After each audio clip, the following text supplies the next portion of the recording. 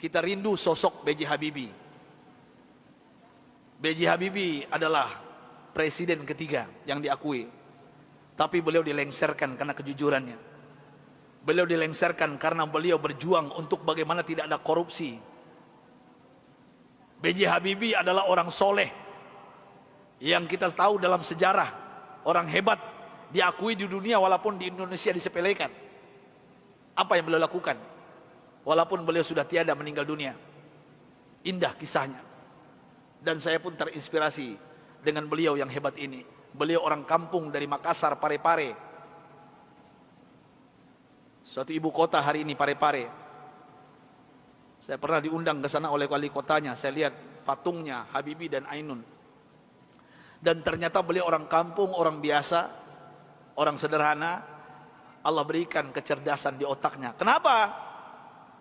Kita merindukan sosok pemimpin pejabat seperti beliau, yang tidak durhaka kepada orang tuanya, memuliakan orang tuanya, tidak pencitraan belaka. Dan hebatnya lagi ketika beliau ke ITB meloncat kuliahnya. Dan hebatnya lagi ketika beliau melanjutkan studinya ke Jerman. Disinilah saya pribadi mendapatkan inspirasi.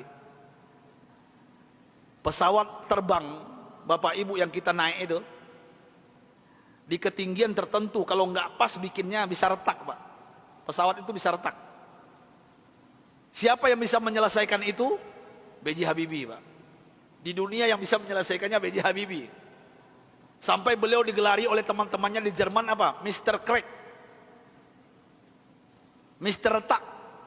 Bukan retak otaknya, Pak. Nah, pejabat kita yang banyak retak otaknya, Pak. Ini maksud saya apa? Pesawat yang retak itu beliau bisa menyelesaikannya. Ini kehebatan Habibie yang mungkin dilupakan oleh bangsa ini. Tapi ada yang lucu, aneh bin ajaib, ternyata beliau bukan orang tercerdas di dunia. Sampai beliau di Jerman, apa yang terjadi? Beliau tidak pernah ranking 1, ranking 2. Beliau ranking 3. Sampai beliau cemburu kepada 2 orang yang ranking 1, ranking 2, dan ini orang Yahudi, Pak. Orang kafir, laki dan perempuan. Saking herannya beliau, padahal beliau apa yang beliau isi itu benar semuanya. Tapi saking penasarannya, bertanya kepada Yahudi 2 ini. Apa kata beliau? Aku mau tanya kepada kalian berdua, apa rahasianya sampai kalian hebat di dunia ranking 1, ranking 2? Saya kenapa tetap ranking 3? Apa jawaban Yahudi 2 ini, laki dan perempuan ini? Oh, Rudi. Beliau dipanggil Rudi, bukan Habibie. Ya, Baharudin Yusuf Habibie. Rudi, this is our secret. Ini rahasia kami, nggak mungkin kami kasih tahu. Besok beliau tanya lagi, apa rahasianya? Besok tanya lagi. Berhari-hari beliau bertanya. Akhirnya bosan Yahudi 2 ini. Sampai Yahudi ini mengatakan, Bapak Ibu, rahasianya. Come here, Rudi. Sini Rudi, kami mau mengatakan kepada engkau, tahukah engkau rahasia kenapa kami cerdas? Kenapa kami ranking 1, ranking 2 hebat? Apa jawabannya? Ini yang membuat B.J. Habibie malu dan meneteskan air mata. Pahlawan yang hebat ini, ketika Yahudi ini mengatakan, kami di sepertiga malam terakhir, jam 3 bahasa kita di Jakarta, bangun. Setelah itu kami mandi.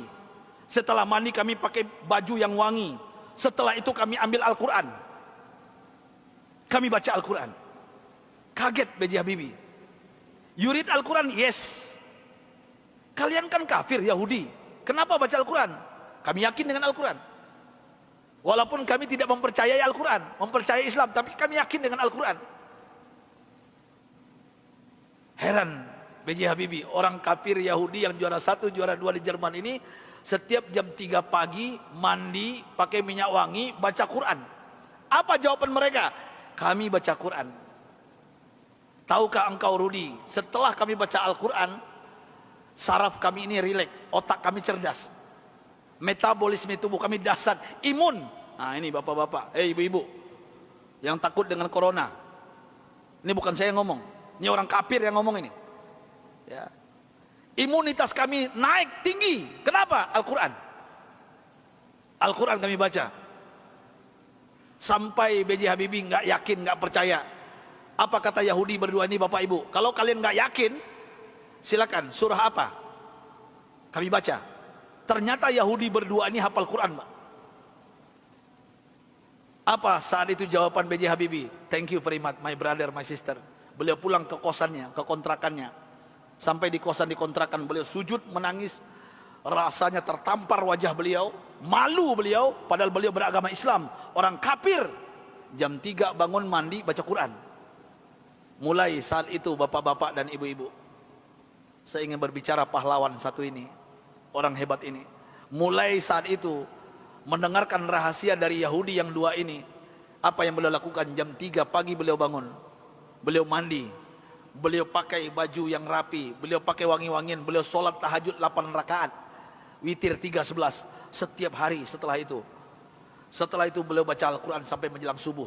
Kalau orang kafir tadi nggak sholat karena bukan Islam, langsung baca Quran.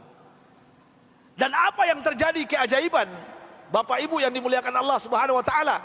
Allahu Akbar. Keajaiban ini terjadi. Semenjak itu, setelah itu B.J. Habibie berubah menjadi ranking 1. Yahudi yang 2 tadi turun ke bawah. Dan orang Yahudi berdua ini menyesal memberikan rahasia kepada B.J. Habibie. Artinya apa? Kalau ingin merdeka kita di Indonesia, jangan tinggalkan Al-Quran. Kalau ingin sukses anak-anak kita, bapak, ibu, cucu kita, sampaikan kepada mereka Al-Quran adalah obatnya.